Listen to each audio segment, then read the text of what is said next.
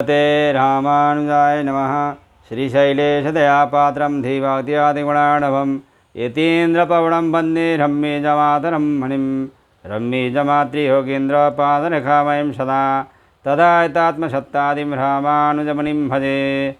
लक्ष्मीनाथसमारम्भं नाथयामनमध्यमाम् अस्मदाचार्यपर्यन्तां वन्दे गुरुपरम्पराम्। श्रीमच्छठारियतिराजकृपावलम्बं सौम्योपयन्त्रि गगनाद्रिमुनीन्द्रभक्तं वेदान्तयुग्मविशदीकरणप्रवीणं रामानुजं यतिवरं गुरुमाश्रयामः। श्रीमद्काश्यपवंशमध्यगगने श्रीचन्द्रवद्भाषितं श्रीमद्वेङ्कटनाथसेवनरतं बाणाचलोपासकं श्रीमदशोधनार्यकृपया सम्प्राप्य मन्त्रादिकं वन्देऽहं बुधवर्यमाधवगुरोः पादारविन्दं सदा। जय श्रीमन्नारायण। श्रीमज्जगद्गुरु रामानुजाचार्य प्रणीतः वेदांत सार में हम लोग प्रथम अध्याय के द्वितीय पाद में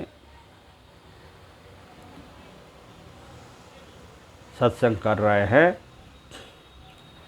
इससे पहले स्मृत्यश्च 1, 2, 6 सूत्र में सत्संग हुआ था। तो अभी हम लोग 1, 2, 7 सूत्र में प्रवेश कर रहे हैं। आर्भकौकस्त्वात् तद्यपदेशाच्च नेति चेन्न निचाय्यत्वादेवं व्योमवच्च 1, 2, 7।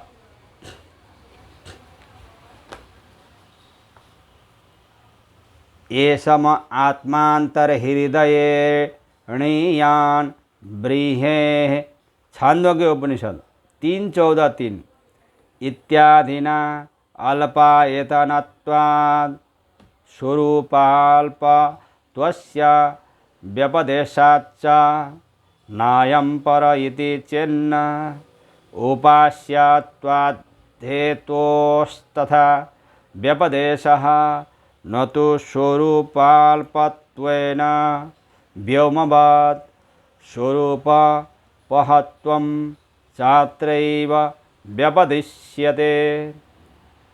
ज्यायन् पृथिव्याः ज्यायनन्तरिक्षात् छान्दोग्योपनिषद 3:14-3 इत्यादिना चेत यदि कहो कि अर्भकौकस्त्वात् उपास्य देव हृदय रूप छोटे स्थान वाला है, इसलिए च तथा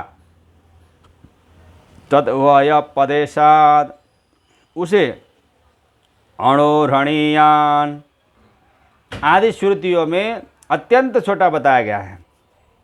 इस कारण से न वह ब्रह्म नहीं हो सकता इति न, तो यह कहना ठीक नहीं है, क्योंकि निचाय्यत्वा वह हृदय उपदेश में उपासनीय एवं द्रष्टव्य है, वास्तव में अल्प स्वरूप वाला नहीं है।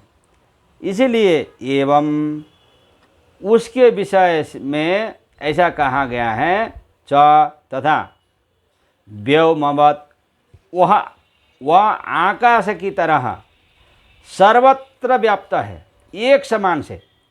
अर्थात सुई के छिद्र में भी आकाश है और पूरे देश प्रदेश में भी आकाश है।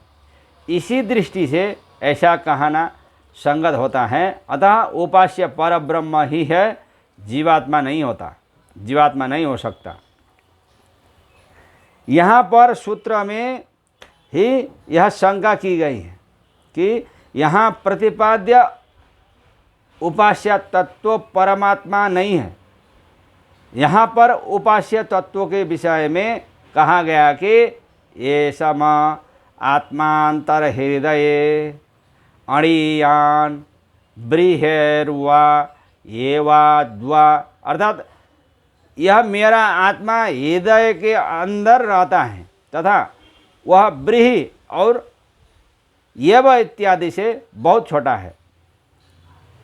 इससे सिद्ध होता है कि यहाँ प्रतिपाद्य उपास्य तत्व हृदय रूपी अल्प स्थान में रहता है तथा स्वयं अल्प परिमाण वाला है। परमात्मा ऐसे नहीं हो सकते क्योंकि वह विभु है। इससे सिद्ध होता है कि यहाँ प्रतिपाद्य उपास्य तत्व परब्रह्म नहीं है। इस तरह से शंका करना उचित नहीं है, क्योंकि निचाय्यत्वादेवं उक्त प्रकार से उपासना करने के लिए परब्रह्म के विषय में ही यह कहा गया है कि वह अल्प देश में रहता है तथा स्वयं अल्प है। परमात्मा भले ही विभु हो, परंतु उनकी उपासना उन्हें अल्प स्थान में रहने वाला तथा स्वयं अल्प मानकर कर सकते हैं। तदर्थ यहाँ पर उनका अल्पस्थान वर्तित्व तथा अल्पत्व वर्णित है। इससे उपास्य तत्व का स्वरूप अल्प नहीं माना जाएगा। स्वरूप अल्पत्व को लेकर यह वर्णन नहीं किया गया है, क्योंकि यहाँ पर जायन पृथिव्याः इत्यादि, जायन पृथिव्याः इत्यादि वाक्यों से यह कहा गया है कि यहाँ का उपास्य तत्व पृथ्वी इत्यादि से बहुत बड़ा है। सबसे बड़े होने से यहाँ का उपास्य तत्व विभु अर्थात परम महत परिमाण वाला सिद्ध होता है, सबसे बड़ा। परमहत परिमाण तथा अल्प परिमाण दोनों उपास्य तत्वों के स्वाभाविक धर्म नहीं हो सकते, क्योंकि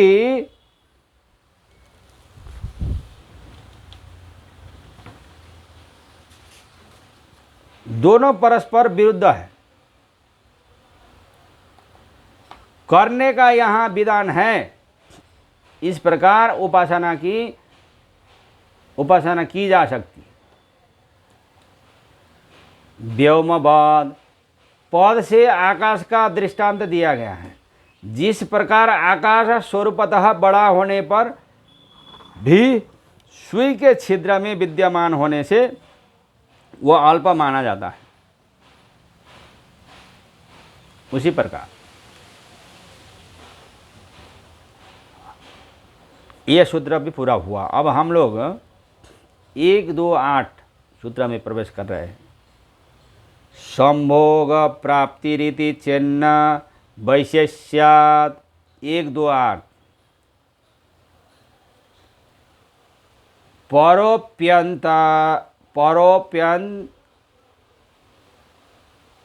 परोप्यंत शरीरे वसति त्यज्जीववात् सुख दुखोपभोग प्राप्ति स्वादिति चिन्ह हेतु वैशेष्यात् परस्य ही स्वच्छंदतो जीवरक्षायै शरीरांतर्वासः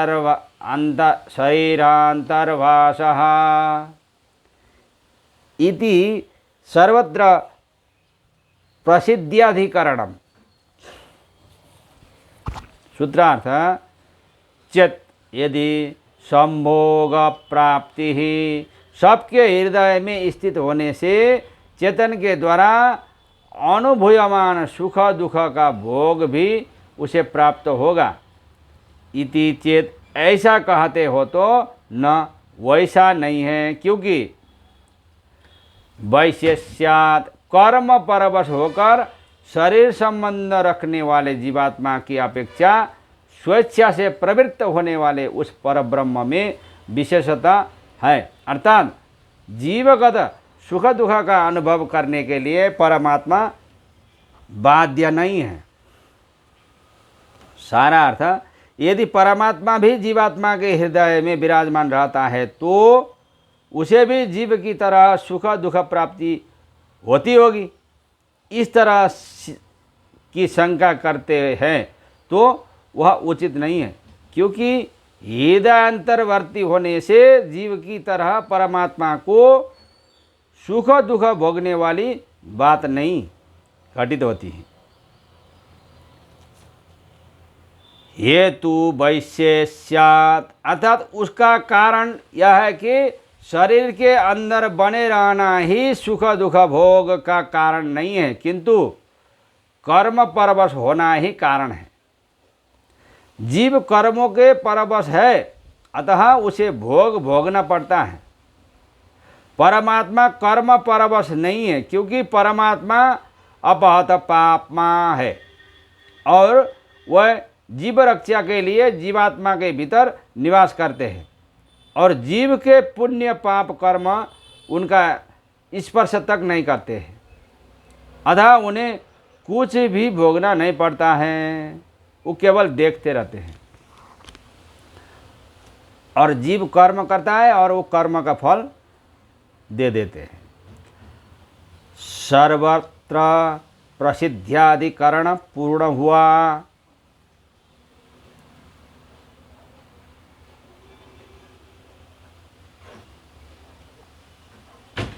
अब अथ अत्राधिकरणम, सबके हृदय में निवास करते हुए भी परब्रह्म भोक्ता नहीं है, परंतु वेदांत में कहीं कहीं परमात्मा को भोक्ता भी बताया गया है। फिर यह वचन किसी अन्य के विषय में है या उसका कोई दूसरा ही अर्थ है। इसका निर्णय चतुसूत्रीय इस अधिकरण से निर्णय दिया गया है कि वह भोक्ता भी परमात्मा ही है।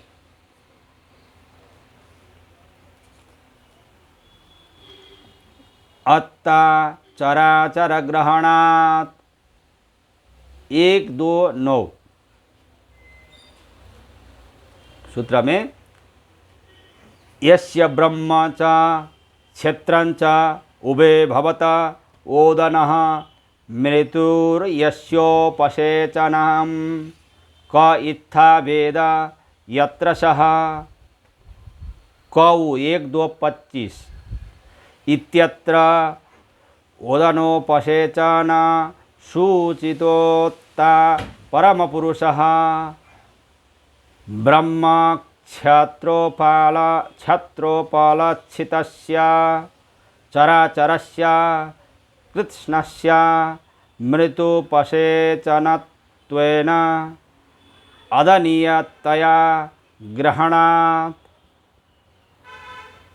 सूत्रार्थ, अत्ता श्रुति में वर्णित भोजन करने वाला अर्थात प्रलय काल में सबको अपने में विलीन करने वाला परब्रह्म ही है, अन्य जीव नहीं है। क्योंकि चराचर ग्रहणात्, जंगम और स्थावर रूप चराचर सबको ग्रहण करने के कारण अत्ता, उसे अत्ता कहा गया है। यस्य ब्रह्म च क्षेत्रं च उभे भवत ओदनः मृत्युर्यस्योपसेचनं क इत्था वेद यत्र सः। इस श्रुति में ओदन के उपसेचन के रूप में सूचित अत्ता भोक्ता परमात्मा ही है, क्योंकि परमात्मा ही संपूर्ण चराचर जगत का संहार करते हैं। वह संहार ही यहाँ भोजन के रूप में वर्णित है। ब्रह्म शब्द, क्षेत्र शब्द संपूर्ण चराचर जगत के प्रदर्शनार्थ है। उस संसार का भोजन के रूप में निरूपण करती हुई श्रुति बतलाती है कि परमात्मा इस चराचर जगत का संहार रूपी भोजन जब करते हैं तब मृत्युदेव व्यंजन के रूप में काम आता है। जिस प्रकार व्यंजन की सहायता से दूसरे पदार्थ खाए जाते हैं तथा व्यंजन भी खाया जाता है, उसी प्रकार मृत्युदेव के द्वारा परमात्मा इस जगत का संहार करते हैं तथा मृत्युदेव का भी संहार करते हैं। सर्वसंहार रूपी भोजन करने वाले भोक्ता परमात्मा ही है और कोई नहीं।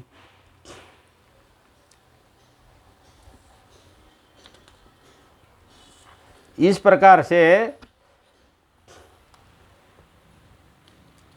1, 2, 9 सूत्र भी पूरा हुआ। अब हम लोग 1, 2, 10 सूत्र में प्रवेश कर रहे हैं।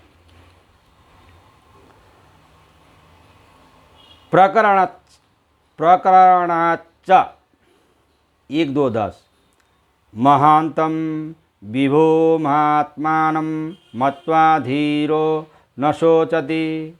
कौ 1, 2, 22 नायमात्मा प्रवचनेन लभ्यः। कौ 1, 2, 23 इत्यादिना परस्यैव प्रकृतत्वात् स एवायम्।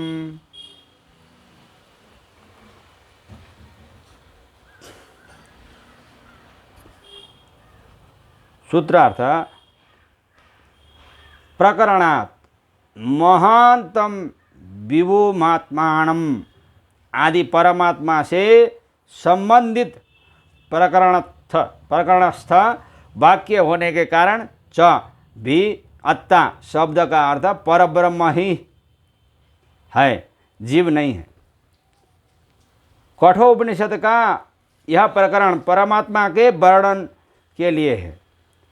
जैसे कि महांतम विभो महात्मानं मत्वा धीरो न शोचति, अर्थात धीर साधक महान विभु आत्मा का मनन करके शोक रहित हो जाता है। यह महान विभु आत्मा परमात्मा ही है। दूसरा मंत्र यह है कि नायमात्मा प्रवचनेन लभ्यो न मेदयाना बहुधा श्रुतेन, अर्थात ये परमात्मा प्रीति रहित श्रवण मनन और ध्यान से प्राप्त नहीं हो सकते।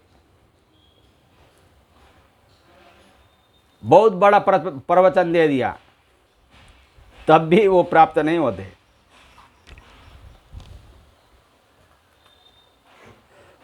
उपासना करने पर भी प्राप्त नहीं होते, ध्यान करने पर भी प्राप्त नहीं होते। किंतु प्रीति सहित, प्रेम के सहित उन साधनों से ही प्राप्त होते हैं, भाव के द्वारा। इस प्रकार परमात्मा का प्रतिपादक प्रकरणों में पढ़े जाने से यस्य ब्रह्मचा मंत्र को भी परमात्मा परक मानकर यही निर्णय करना चाहिए कि इसमें प्रतिपाद्य भोक्ता परमात्मा ही है, दूसरा कोई नहीं है।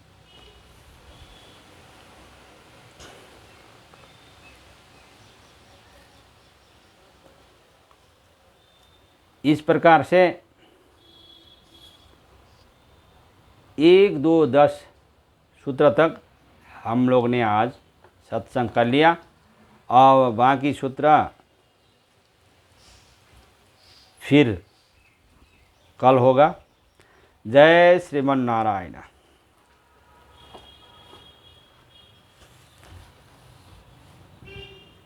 हरे रंग रंग रंग हरे हरे, हरे देव देव देव हरे हरे।